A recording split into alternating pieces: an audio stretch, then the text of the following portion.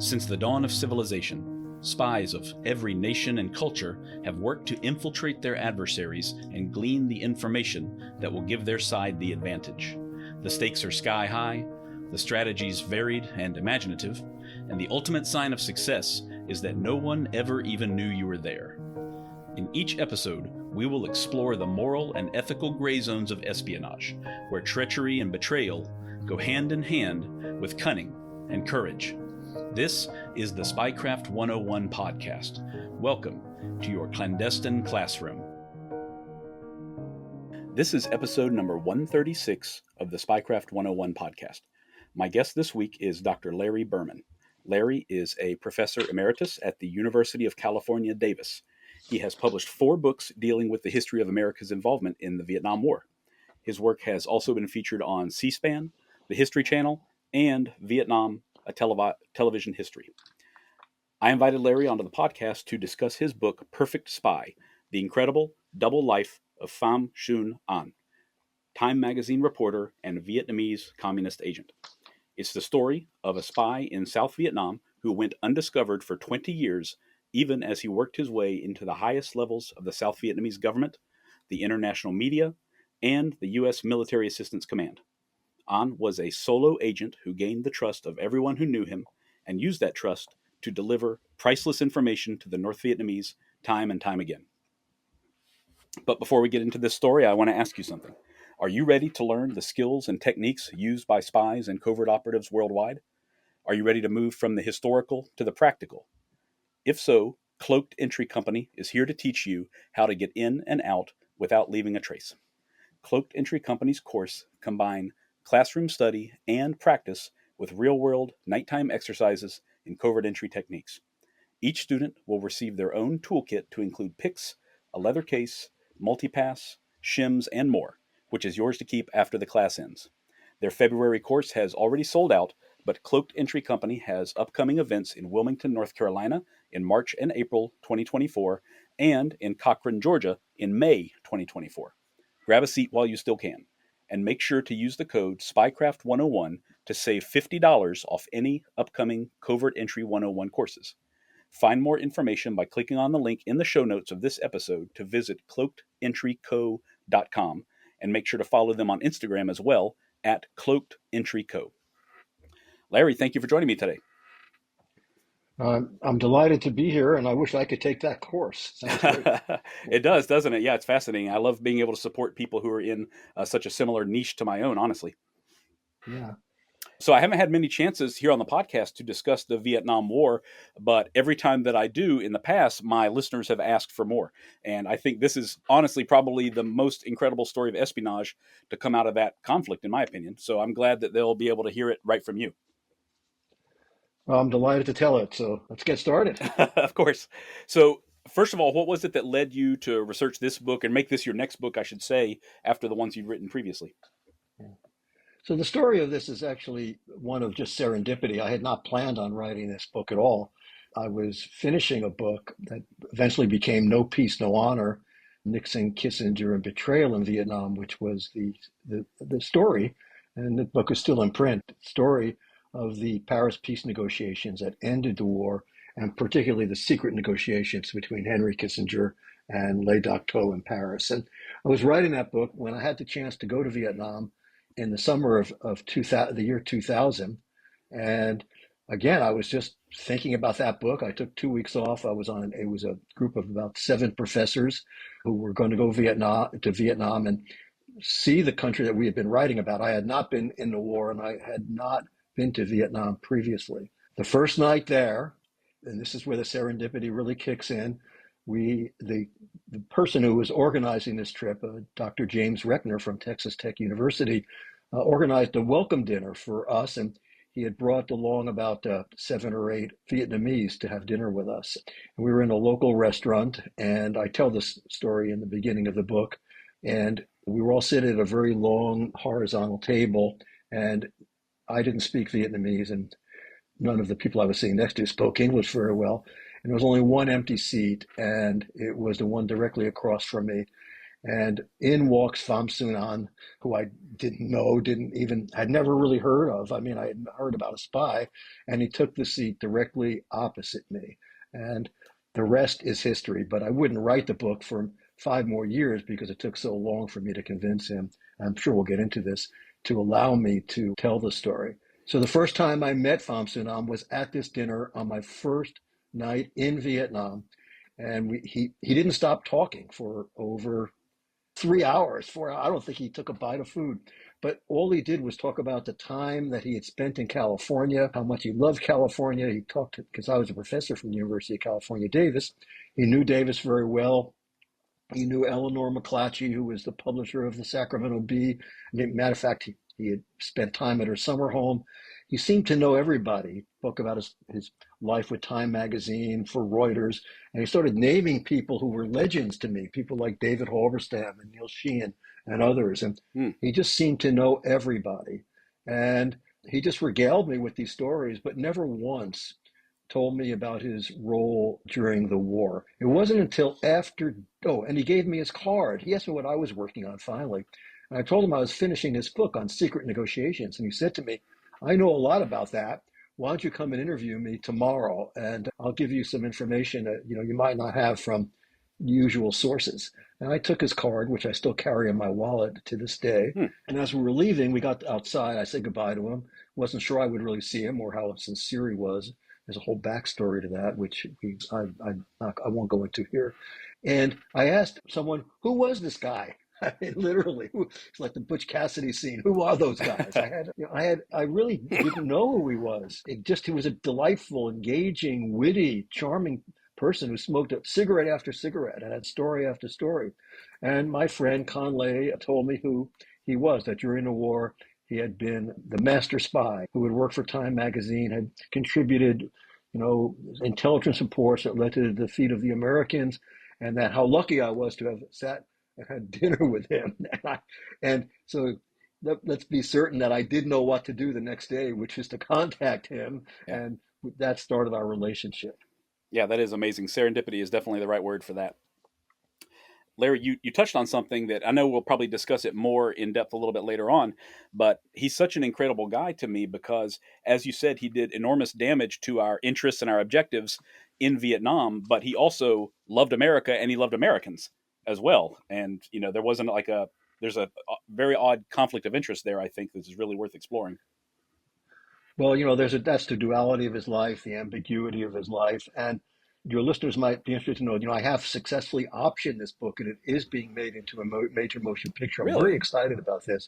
And the character development of how do you tell a story about someone like An, which is this enigma of what are the tensions, the arc of a story about someone who lives such a complex, extraordinarily complex life undercover, became his cover in so many ways, but at the same time loved Americans. And I mean, I have an answer. I look forward to talking about this with you because I do think the answer has a lot to do with his time in the United States and the time that he spent here, and also when he was here in the United States in 1957 to 59, before the American War, before all of the death and destruction that would occur. And as An always told me, when he was sent on his mission to the United States, he could never imagine in 100 years that one day 550,000 American troops would be committed to Vietnam, hundreds of thousands of deaths on both sides, 55 to 60,000 American deaths, 55 plus on the Vietnam Memorial in Washington, D.C., defoliating jungles, the use of chemical weapons, B-52s, and we're living with the legacy of even that today, that is the chemical weapons. All of this was beyond anything that An ever thought he was signing up for when he went to the United States in 57. So, and yes, he loved America. He loved everything America stood for. Again, that is the tension in his life, the tension between loyalty to his country, his mission, and loyalty to his friends and to his own self-objectives. And at almost every point in his life, he chose loyalty to his mission because it was his country. and Hmm. we were the occupiers. We were the invaders. And even to this day, I think history would say, what was it all for? And we can, again, I know I don't want to jump too far ahead, try to stay on this chronologically, but uh, and that's why An was so reluctant to tell me his story. He had been offered David Halberstam and Stanley Carnow, two Pulitzer Prize winning American journalists. I mean, Halberstam's book, The Best and the Brightest, and Carnow's Vietnam, to this day remain, amongst the very top books on the subject. They had negotiated with, I think it was Doubleday at that time, over a $500,000 contract to write An's biography. Oh, wow. And An said no. An said no because at that time, again, this is about 15 years before my time, An felt that if he talked about the things he knew and didn't know, many people's lives would be endangered, and Vietnam wasn't even ready to allow him to speak on that. And it took me 5 years to convince him, and it was only when he was dying and he was facing his own mortality that he agreed to allow me to write the book. He thought he only had 6 months to live, but he had 2.5 years, and I took the most of that. Yeah, that's an incredible opportunity, and I'm glad that you were able to take advantage of that opportunity. It really benefits all of us to learn about what happened there and his role in it.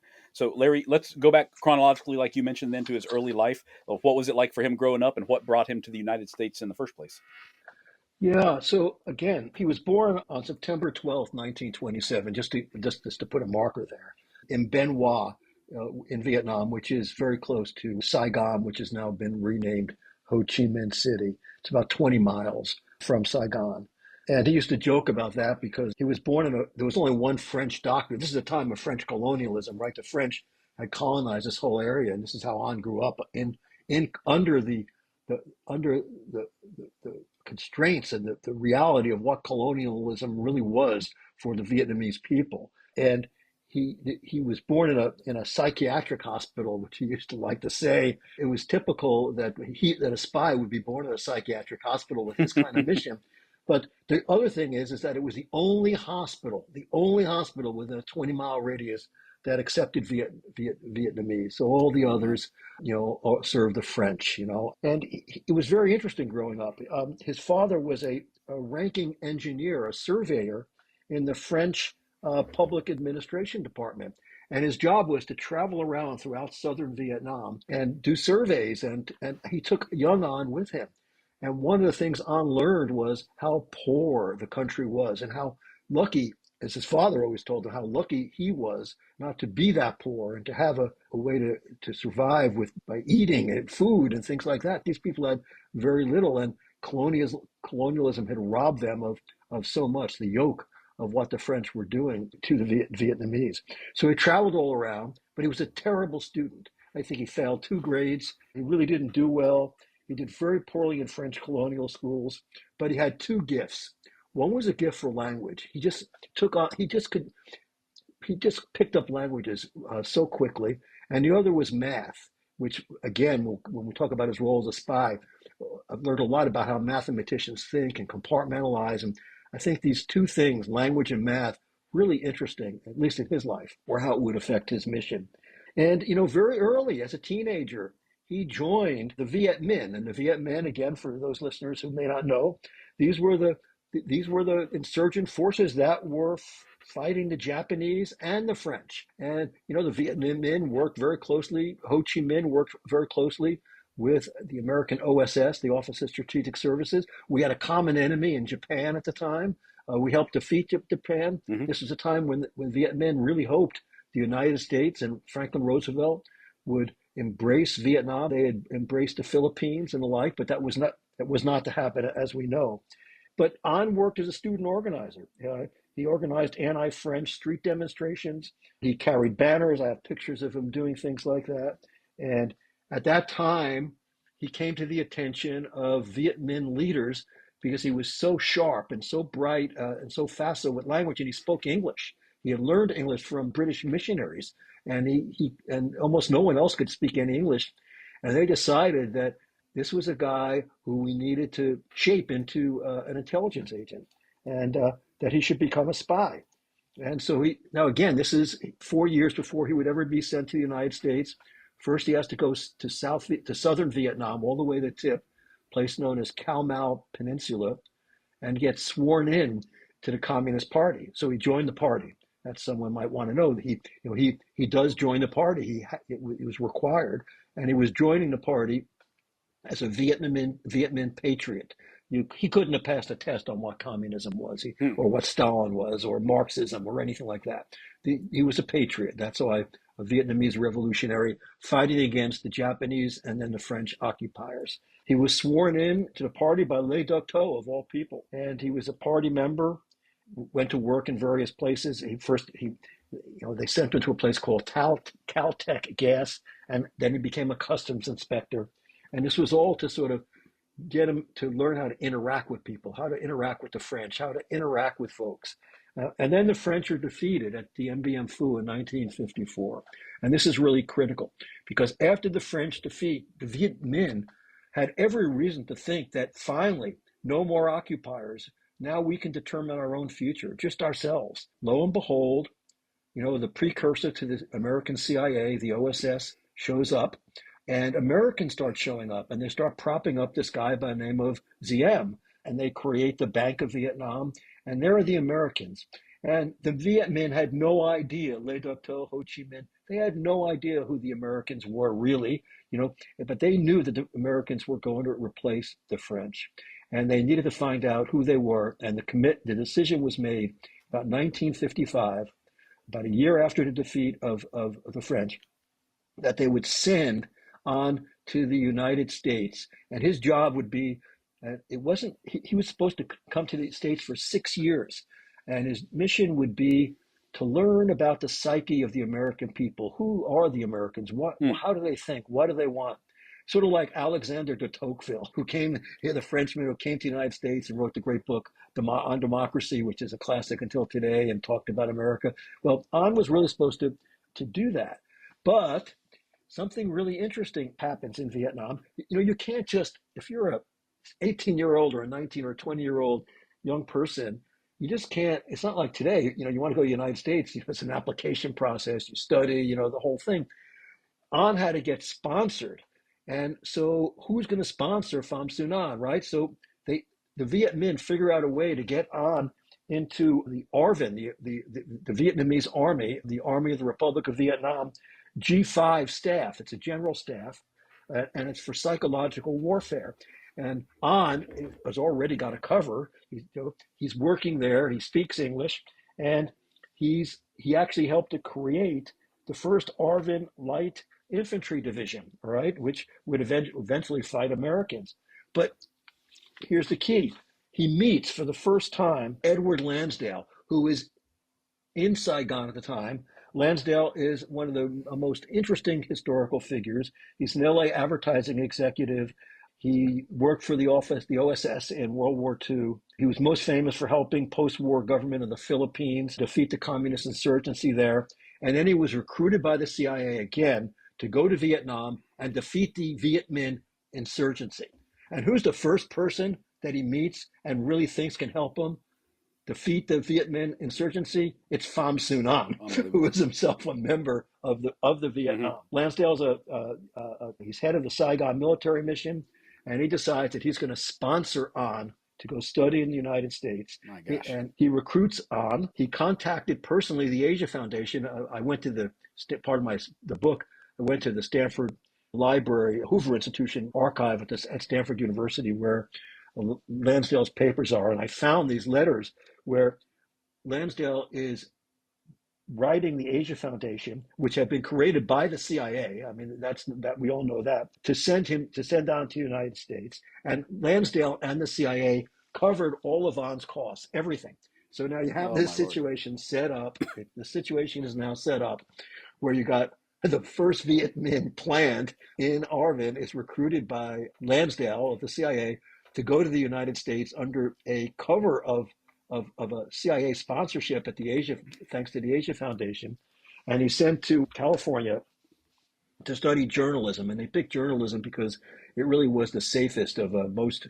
They didn't want anything to happen to him. And he ends up in Orange Coast, he prepares for 2 years for this mission, works on things, and he goes to Orange Coast College for 2 years. He arrives there, and it's there that his life, all the bells, all the whistle, everything opens up to him. He takes journalism very seriously.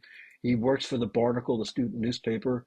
Uh, I interviewed every one of his surviving college roommates. To this day, they love him. They thought he was one of the most interesting and engaging people. They couldn't believe that he eventually turned out to be a spy. It didn't seem to bother anybody, and he was a novelty. He was the first Vietnamese American in Orange County, which is today the largest conglomeration of Vietnamese Americans in the Oh, country. wow. But at the time, he was the first, and he was a communist agent. I mean, of course, no one knew that.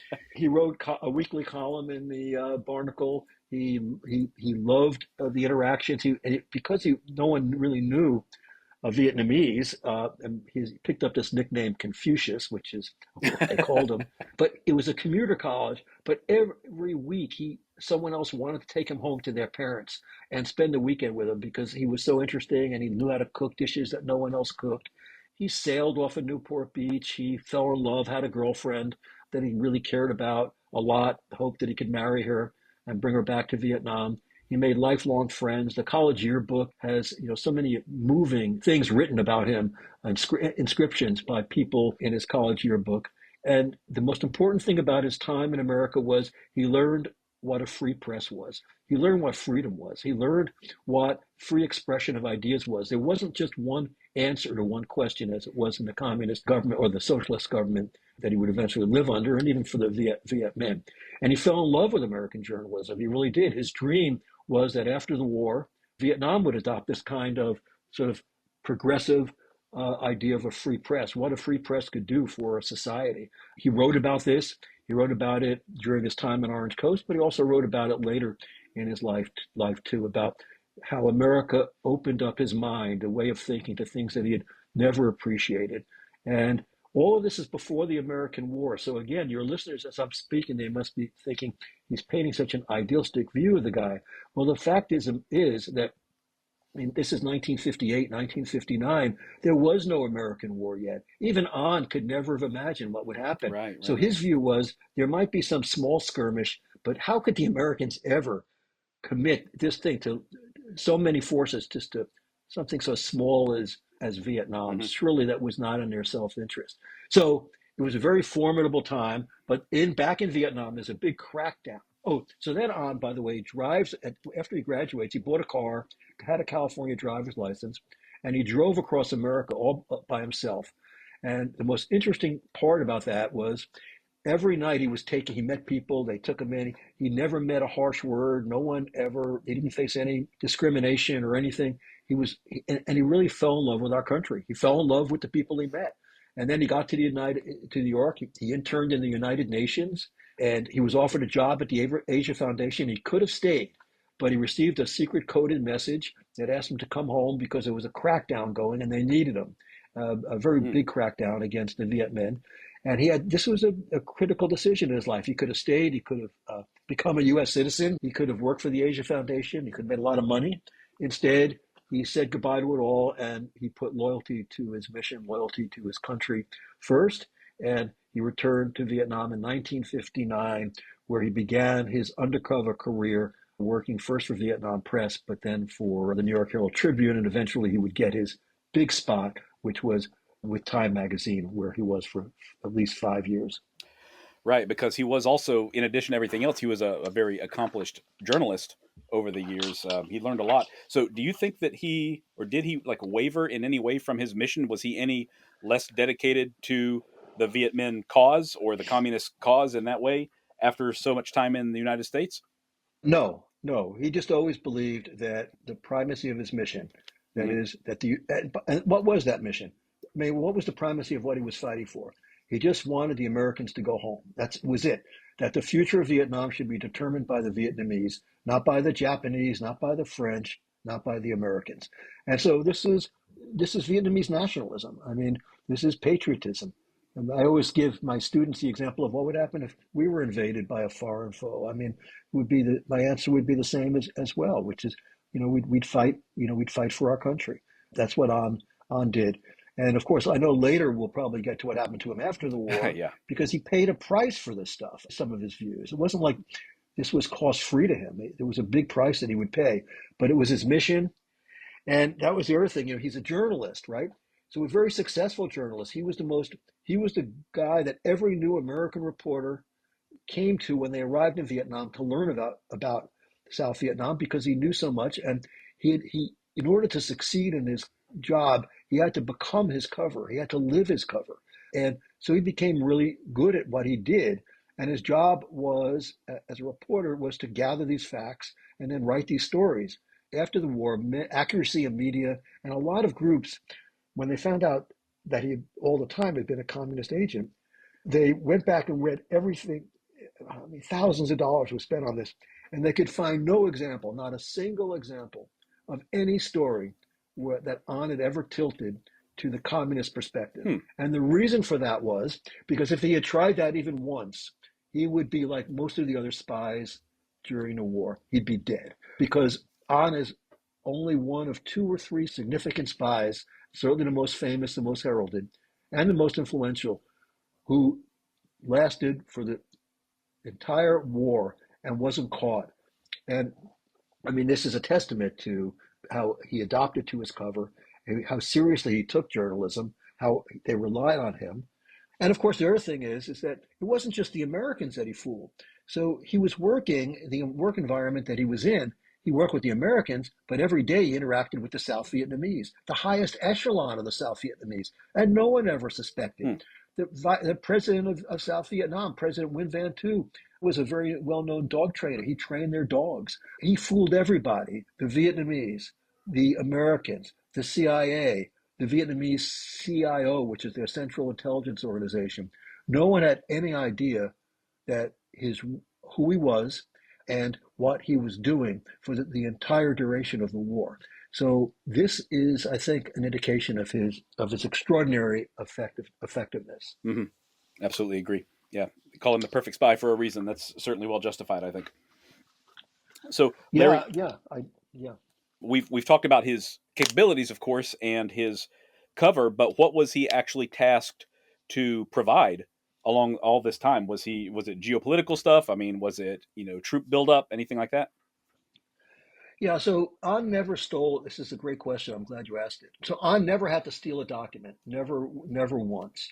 And in my book, I think I explained that An kept a lot of these documents, and as I was writing the book, he would take them out and he would show them to me, and the like. He was given these documents by the Americans. These are strategic assessments of troop strength, political undercurrents underway in the United States, American public opinion towards the war, but most important were things like the order of battle, military movements, and like. And he was also given these documents by the Vietnamese ARVN, the Army of the Republic of Vietnam, the Central Intelligence Organization, because they would go to An and they would say, look, we've got this document, but you understand the Americans best of all. And the Americans would come to him and say, look, we've got these documents. You understand the Vietnamese best of Oh all. man. So he had all of these documents. But and his job was, it's interesting, his job was to distill them and then come up with a theme, and then through a very intricate procedure that I'm sure we'll talk about, transmit these documents to Hanoi. And again, Vietnam had no school for spies. They had nothing at the time. So An learned to be a spy by reading a book on spycraft that you could get out of the library when he was in the United States. He got one book. It was given to him by David Halberstam, and just as because it was also helping be a reporter. And in many ways, being a good reporter and being a good spy are very closely aligned in terms Of of course. the things you have to do to go dig into a story and the like. And he just adopted all this as he went. There was no training, no real ground. But he was a master at interpersonal relations, and here he was, a singleton, and he had every day. It wasn't like he could pick up a phone or use a Morse code or anything like that to communicate with anyone. And for all the medals that he would win during the war, he never knew it until after the war, right? Because he's living alone in Saigon, Hmm. he and his wife and their young family, and his only access to what's really going on. He doesn't even know how well his reports are being accepted. He thinks they're being accepted because they're asking for more through his courier, but he's living this solitary life. He's in the spycraft that's known as a singleton, a single strategically placed agent. And in An's case, it came with incredible risks. So, he'd write stories on the American build. He would write reports up to Hanoi about the American buildup. He did one on count. The most important one early was he helped distill in 1960, 1961, and 62 the American strategy of counterinsurgency, which was the new American way of fighting the war. And the first place that, after he provided the information, the Viet Minh, or by now the Viet Cong and the North Vietnamese, decided to test it was at a place called Ap Bac in January of 1963. And it was a stunning victory for the Vietnamese and a rather humiliating defeat for Arvin and for the United States, as many of the helicopters were down. And later, An would learn that he received his first medal, the really exploit medal, the highest one you could get, for the reports that he had provided on Ap Bac. And again, all those came from documents that were given to him by the Americans and the Vietnamese. And later he would get a second exploit medal for explaining in July of 1965 the Americans were coming full force. That is, they were taking over the war. They were Americanizing the war. Another very influential report had to do with the Tet Offensive.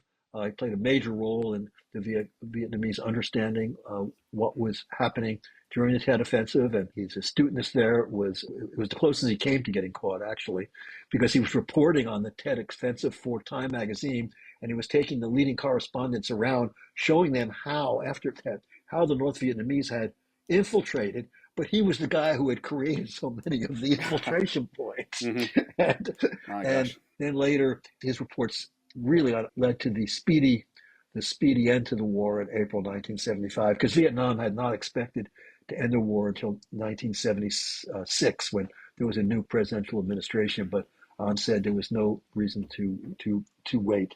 So that's how he did it. Those are some of the subjects that he wrote about. Most of his reports are still locked up in Hanoi. I didn't get to see 90% of them.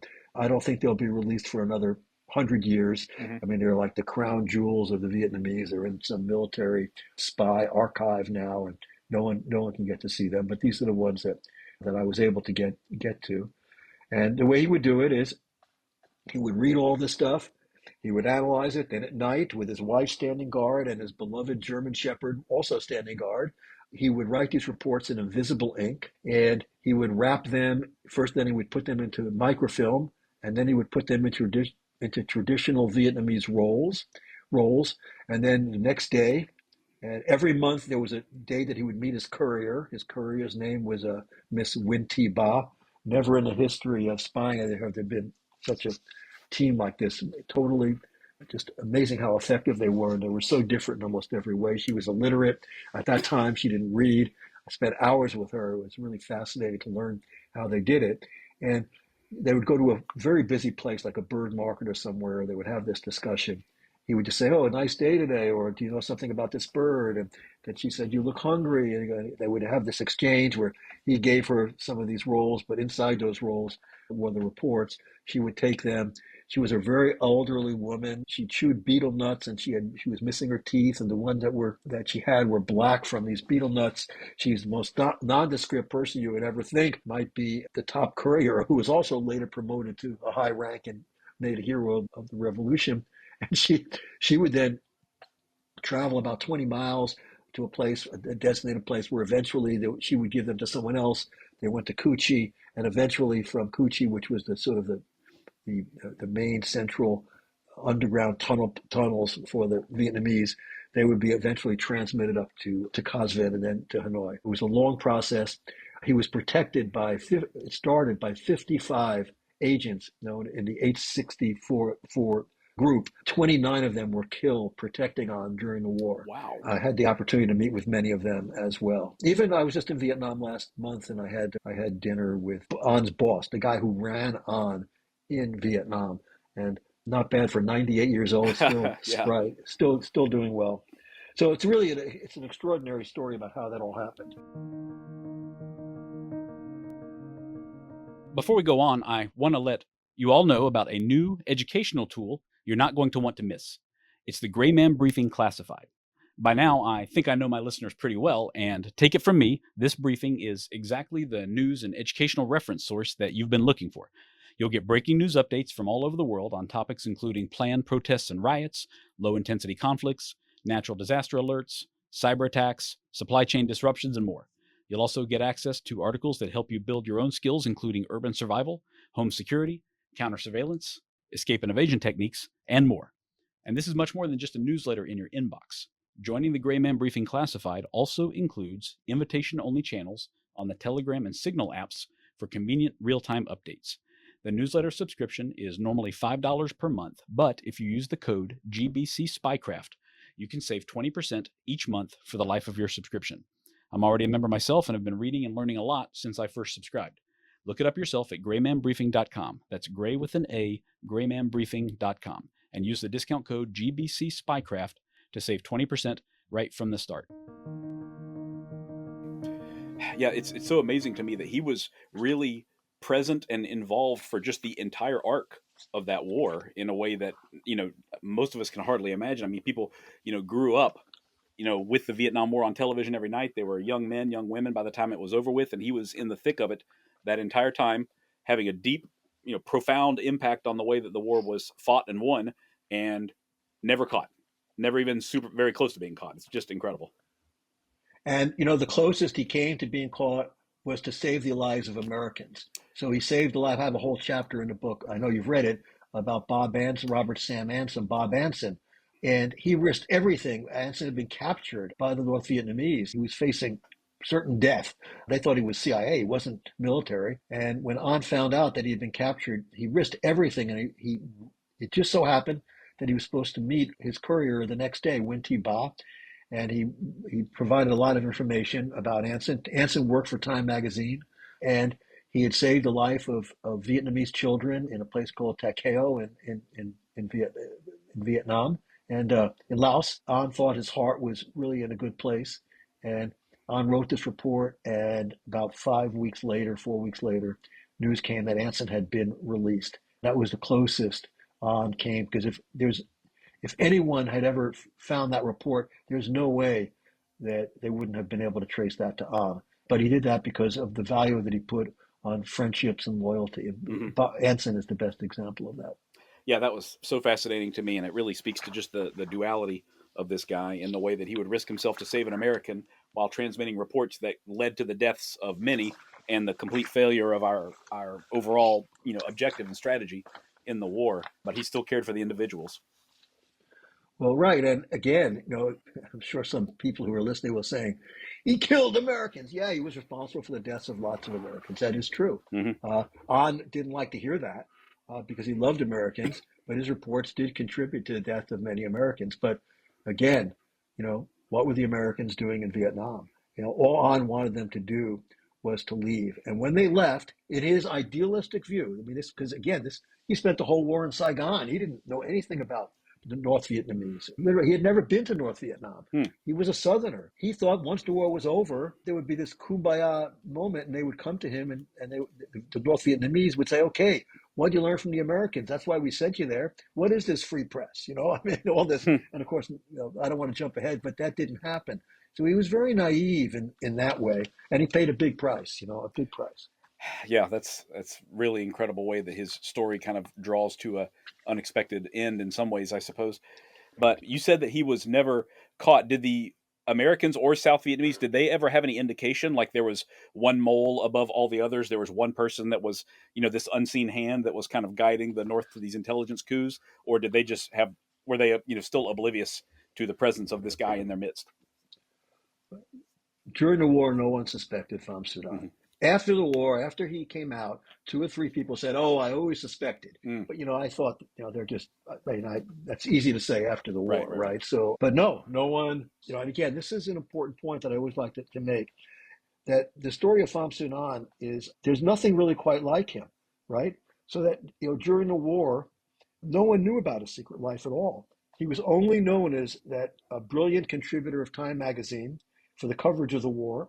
He was a first-class journalist. People always said that, who had went to college in the United States. He had worked for Reuters, New York Tribune, Herald Tribune, He smoked, he laughed, he engaged, he raised German shepherds, he did all this stuff, but no one knew about that secret life of invisible ink, microfilm, couriers, mail drops, tunnels, Hmm. intelligence reports, and they also didn't know that he had a rank of colonel at the time. They didn't know anything, right? So the answer is no. He was the perfect spy. Amazing. And why? Why did I use the term perfect spy? It's because the more I studied on and the more I got to know him, and also the more I thought about it, he realized that he had to become his cover. And this is really the essence. My book is read at the CIA now for agents who are being trained on these singleton missions, Oh, right? wow. And one of the things I learned when I spoke there is that, and this is many, many, many years ago, that for for people like An, I mean, you're on your own. There's no one's coming for you. So you must become your cover. You must become the person that you are pretending to be. The problem is eventually that role ends. And this I leave this for the psychiatrist listening or the counselors listening. And then one day, all of a sudden, it's all over. And who are you? Are you that? How difficult it must be, as you just said, to have been in that war for so long in this mask, wearing this mask. What was true? What wasn't true? And then one day the war is over, and they tell you, okay, you can be your old self now. You know, what was that old self? Yeah. An didn't Yeah. even remember. An didn't even know. He didn't know. I mean, that's the truth. Hmm. You know. Incredible. Incredible stuff. So, of course, the war eventually comes to an end. I know the U.S. mostly pulled out by like 1973, and 75 is when Saigon was finally taken. So, what happened in those last days? I mean, An was in Saigon when it fell, wasn't he? I mean, what was happening there for him? He was guarding Time magazine. So this is another Oh, wow. interesting story. I mean, so the Vietnamese. So let's go to April. Dark April of 1970. Let's go to. Sorry, not. I'm jumping ahead. Let's just go to. Yeah, let's go to April of 1975. So South Vietnam is falling, right? The North Vietnamese are crashing down the presidential palace, etc. So a week before, almost all of the Vietnamese who worked for Time magazine, for not just Time, for the New York Times, for Newsweek, for the Herald Tribune, they were all evacuated because once the invading army got there, they would be known and they would be identified as South Vietnamese working for the Americans. They were going to go to prison or be killed. Hmm. There was no doubt about that. So An evacuated his entire family, his wife and four children. Now, don't forget, his wife has been a partner of his, knows that he's a spy. He evacuates them, but An says he has to stay behind. He will not leave his mother, his ailing mother. And so he stayed with his mother. He stayed in the Continental Hotel in Bob Shaplin's room, who was the New Yorker Far East correspondent. It's the room that I stay in on I've been to Vietnam about 60 times, and Hmm.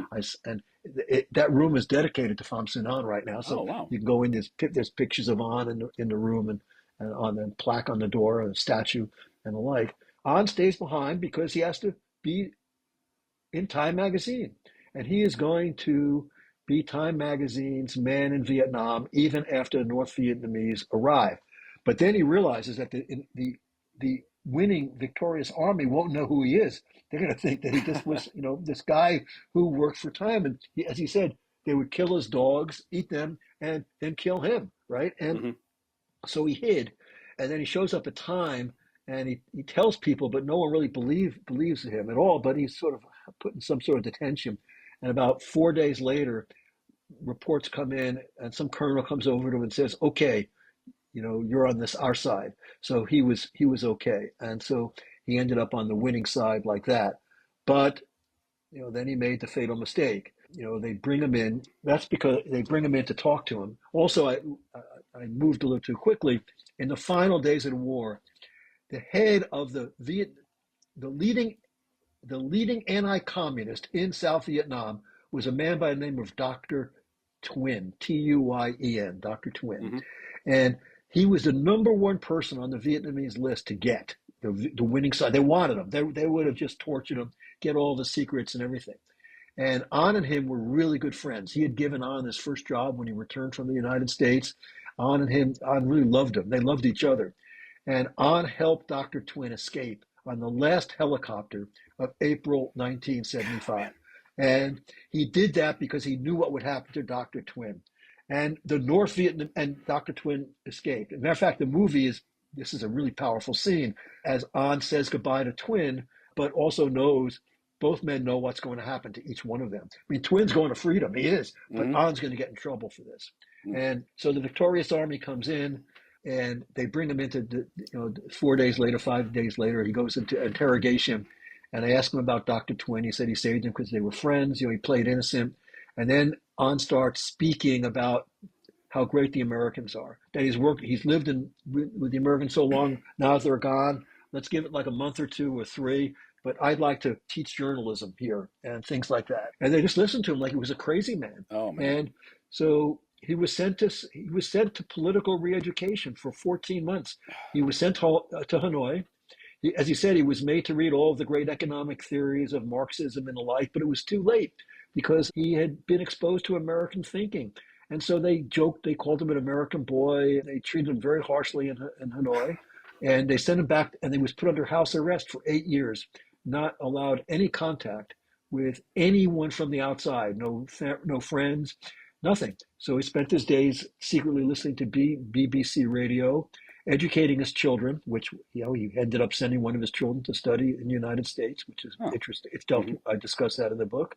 And it wasn't until the opening of Vietnam, known as economic renovation, occurred, and Vietnam started letting Americans in, that all these people came back. And who was one of the first people who wanted to see An?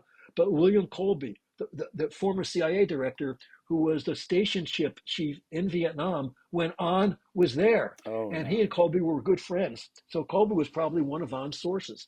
An would not talk to me about Colby, so I'm sure that he just said it was too sensitive. But so here's Colby, the CIA station chief in Vietnam, and he and An are close friends. And so Vietnam opens up in the early 1990s. Who's the first, or late 1980s? Who's the first person back? It's Colby, and he wants to see An. And then all the journalists, Halberstam, Sheehan, everyone came back, and everyone wanted to see him. It was some of the happiest moments of his life. I really enjoyed that. Incredible reunion with the new perspective that they've all gained in the ensuing years. Yeah. Or the previous years. That's unbelievable. They must see everything in a different light, but that relationship was still strong if they wanted to see each other. Man, it's mind-boggling. Honestly. Absolutely. And all of them forgave him. That's the thing. Again, it's not my job to defend An here, but it is not one of those reporters who came back, and it's all discussed in my book, and not a single one of them were angry about it. They actually looked at it and they said, first of all, that if they were in his shoes, they probably would have done the same thing, although probably not as successfully. But that it was his country that was invaded. And in retrospect, I mean, it's hard not to be sad about what happened in the Vietnam War, what a waste it really was in lives of not only Americans, but Vietnamese, Southern and Northern. And the legacy of that war still in poisoned soils of chemicals. And our poor soldiers who were there came back and had children those children are living with the legacy of Agent Orange. Right. All of this to try to get, and there was no declaration of war. It was all just a deception to bring us in because we were so afraid of Russia, the Soviet Union at the time, and China. But was it worth 550,000 American troops to be, by 1968, to be Lyndon Johnson hounded from office? And by 1973, the Paris Accords? I hardly think so. And neither do these reporters. Right. It's really hard to argue any other way at this point. Now that we know the outcome of that war, and plenty of people could see that coming on the horizon. I think while it was going on, of course. So, Larry, How did he feel after all of this? I mean, you got to know him towards the end of his life. He had this perspective. He saw what happened once the North actually took over, once the country was unified under the Communist Party. So, how did he feel about what he did? Was he regretful? Was he resigned to it? I mean, was he just happy that the Vietnamese were making the decisions now? Oh, what a great question. And so complex. I mean, almost as complex as his life. No, I mean, An said some things that got him in even more trouble. He said, for example, publicly, and it was printed and it was reprinted, he said, if I had known I was trading the Soviets for the Americans, I would have stayed with the Americans, Oh man. meaning that the Soviets had come in. Of course, that was the only out. I mean, Vietnam right after went to war with China. So who was Vietnam's ally? It was the Soviet Union. I mean, basically, Soviet Union at that time was the direct beneficiary of Cam Ranh Bay and all these other military installations and everything, and because they were Vietnam's main ally, and Vietnam was at war with China, and their economic model was one of failure, right? Failure, and so An said that, and An laughed at the fact that the Vietnamese had this golden opportunity at the end of the war, a golden opportunity uh, to reshape your society in the way the Viet Minh had dreamed of. Again, so people, I'm often asked, was he a hardcore communist? Absolutely not. Uh, he was a communist by obligation, but he was a Vietnamese patriot in his heart and his mind. He never really forgot that. So what did that mean? That just meant that the Vietnamese would be free to determine their own future. And An's view of that future was not what happened at the end of the Right. war. Right. When Vietnam became an economic basket case, there was no food, no lights, no electricity. You look at what happened, the deprivation of Vietnam from 1975 to 1983, 1984, before economic liberalization, and you see the dark, dark ages of Vietnam. Mm. It was a horrible place to be. And An was under house arrest, not house detention is the word that they use during this time. Of course, he felt it was a wasted revolution, a lost revolution. Mm-hmm. And then when things changed, meaning that Vietnam liberalized, An went back and he continued to work for the party. But what he did? He traded. Very interesting what happened. So An became one of the top and most reliable agents for Vietnam to understand Chinese motives and intentions in Vietnam and in Southeast Asia. Of course, the tension between Vietnam and China is today, really great, and it's been great for decades. Mm-hmm. But so An would read in these intelligence reports sent to him by Hanoi and analyze them, just as he did during the war when he would analyze these documents that were provided by the Americans and by the South Vietnamese. But he made a deal that he agreed that he would do that if the Vietnamese allowed his first son, whose name is An Pham, to go to America and study. What I'm going to tell everyone right now is one of the most, if you think some other things I've said is unbelievable, this is even more unbelievable. So An made a deal, and that deal was that Vietnam would allow his firstborn son, An Pham, to come study in the United States because An wanted his children, especially his first son, to have all of the benefits of an American education that he had had, because he wanted his son it's the next generation to come back and change Vietnam. It was a beautiful vision that had. So An's former journalists, again, this is all in my book, raised $30,000, $35,000 in private funding. This is before, you had GoFundMe pages and things like that. Right. They raised all this money, and An went to the University of North Carolina and then Duke University for his law degree, and majored in journalism like his father. And then he returns to Vietnam because the deal was he would come back to Vietnam. So he comes back to Vietnam and he becomes the top interpreter in the country. And so when President Bush went to Vietnam for a state visit, when President Bush came to Vietnam for a state visit, and when the president of Vietnam came back to the United States, the main interpreter for both of those was young An Pham. Mm. So here you have the firstborn son of the most heralded spy in the war is in the White House in the United States with President Bush, serving as his translator and translating for both sides, and the same in the United States. Most people just can't believe, and the photos of this are just phenomenal. And anyway, really, it's an extraordinary story of multiple lives. It certainly is. What a guy! What a character!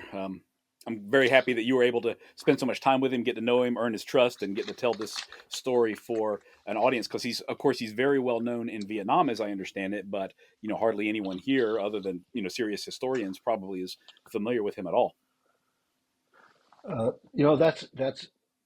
That's true, and hopefully when my movie comes out, people will gain a lot more. Actually, it's not my movie. I mean, when you option a movie, but and trying to tell his story in an hour and a half, we're just in the end of, I'm a creative advisor on this project. So it's really been interesting to me to work with, people who are just a totally different medium. I never thought as a professor I'd ever be, working with being asked questions by Hmm. screenwriters and directors and producers.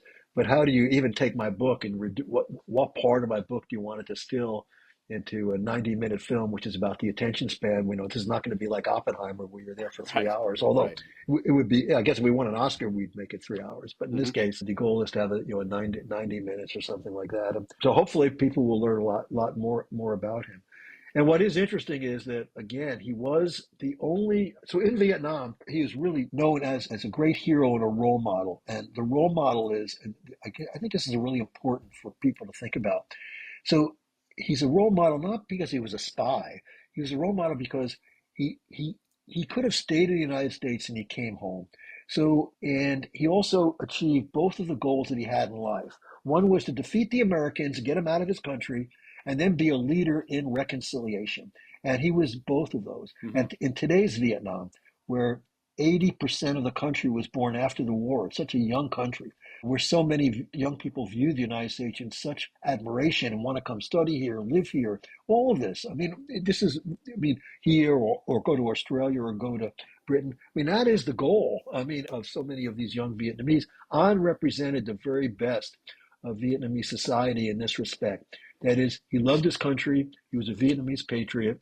Now, one of being a patriot meant that he had to kill Americans. Yeah, so this is hard for Americans to really grapple Of with. It's one course. of the reasons I had to wait so long.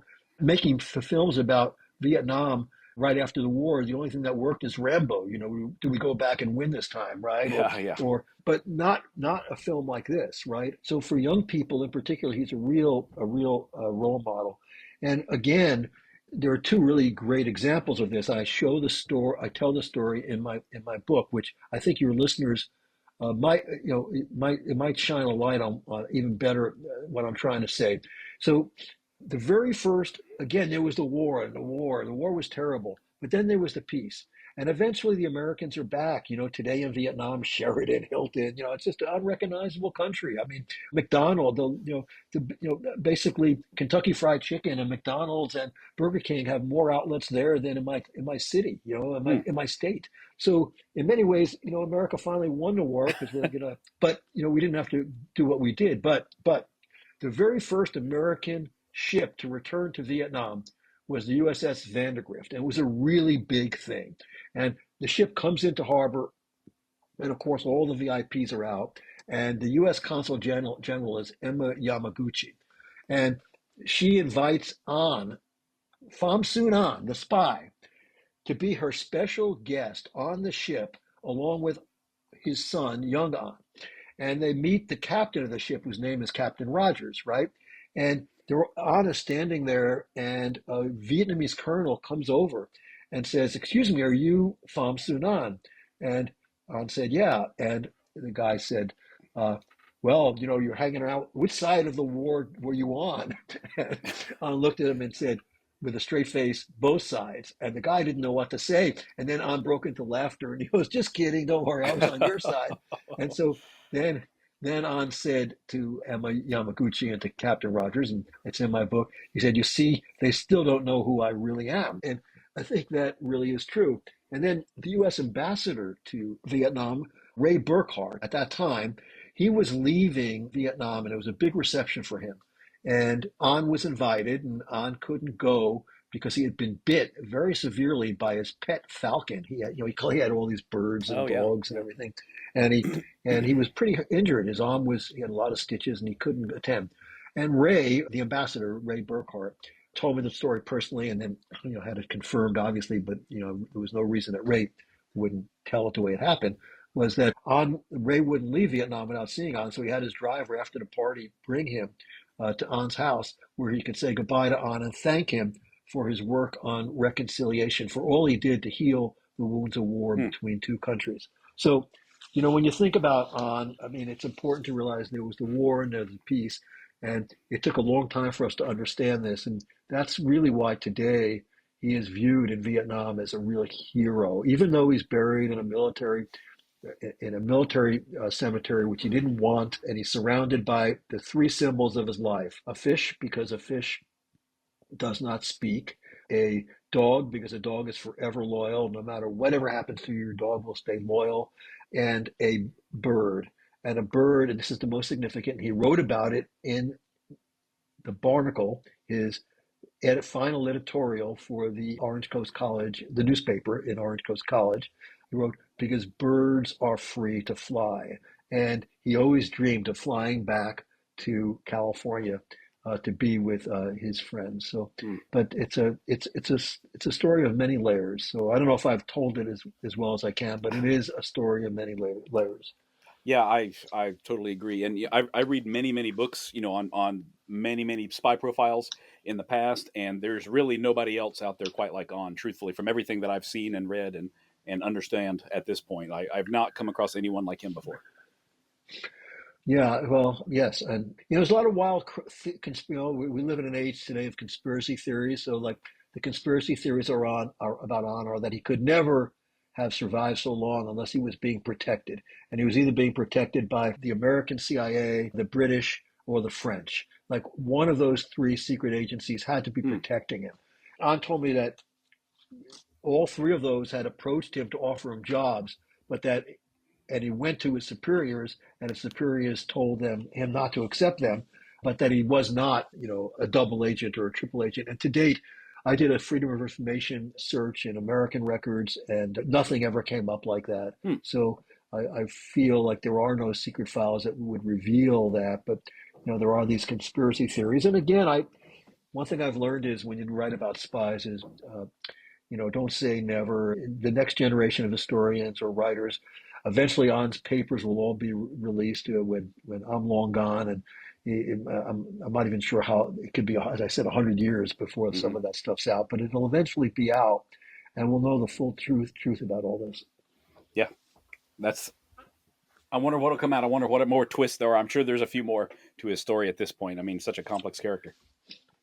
Well, his life as a spy is a shining example of the ambiguity in human intelligence, Totally. both in the way that it affects war, but also how it affects personal relationships.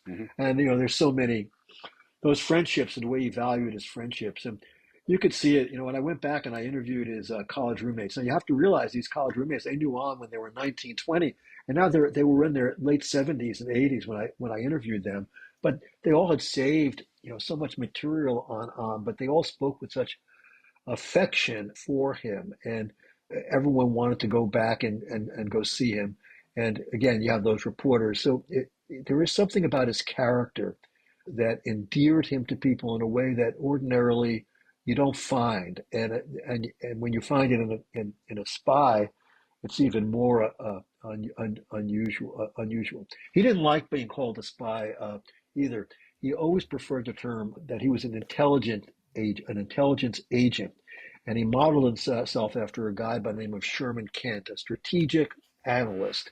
So he said, always refer to me as a strategic analyst. But the fact of the matter is that his strategic analyst work led to being a successful spy. And as my publisher said when I came up with the title of my book, we can't call him a perfect strategic analyst. Right. Yeah. No one will read this book. It doesn't quite roll off the tongue.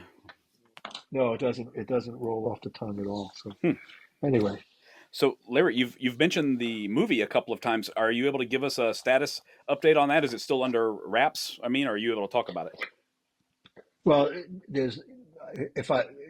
if I could talk about it, I would, but not because it's under wraps. We're in the critical stage of script development right now, and so we're still about 2 years. Where production's supposed to start in about 7 months, and the script development part is very, very dicey right now because we want this film. It's for worldwide distribution, but we want to show it in Vietnam, where we want to film large parts of it in Vietnam. But even today, any external film, not just mine, any film, must undergo a review by the official powers. And we think we think it'll be fine, but there's a process that we want to go through there.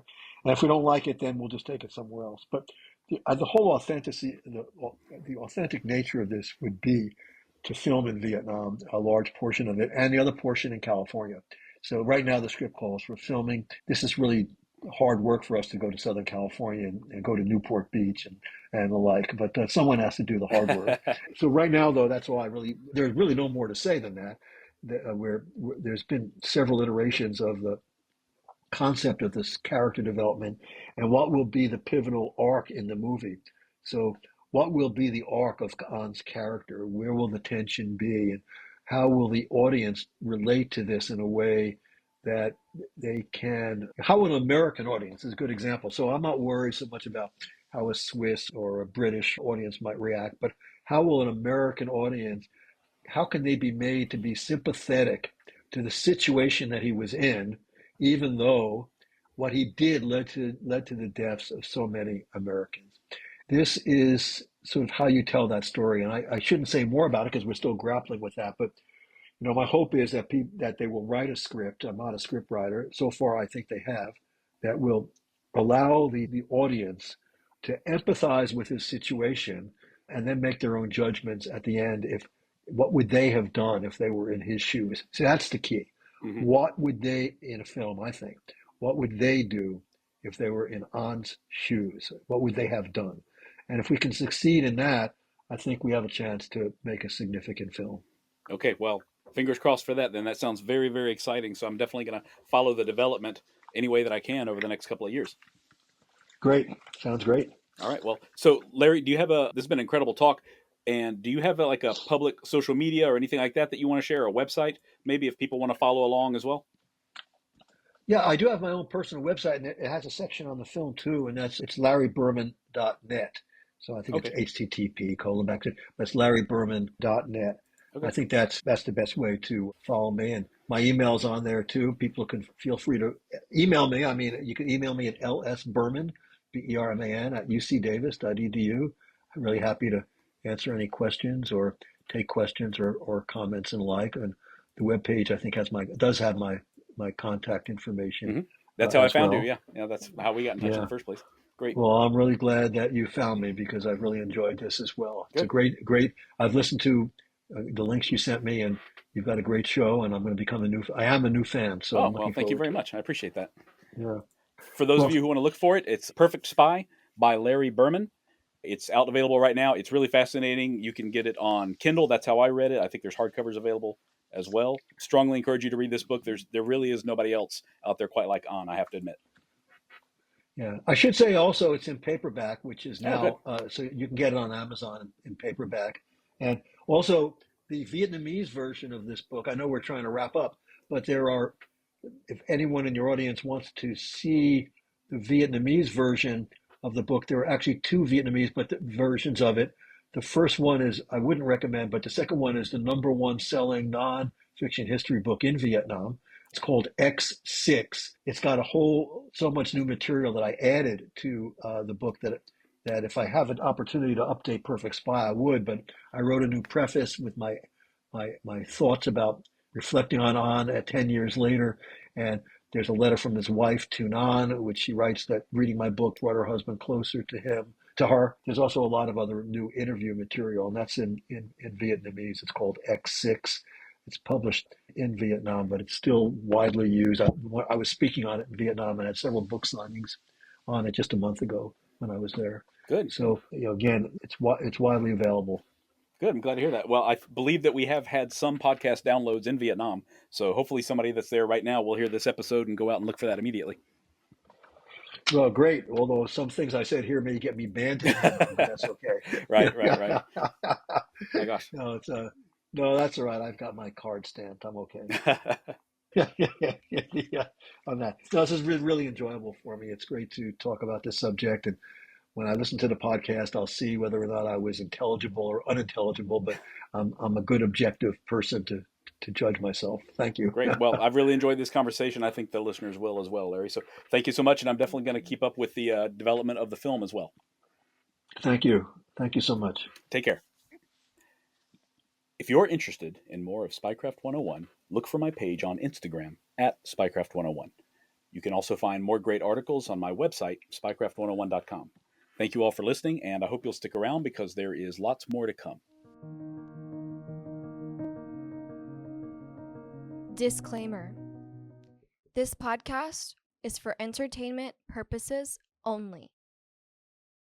The stories and statements expressed herein are experiences and opinions. They may not reflect the views of the host or the production studio.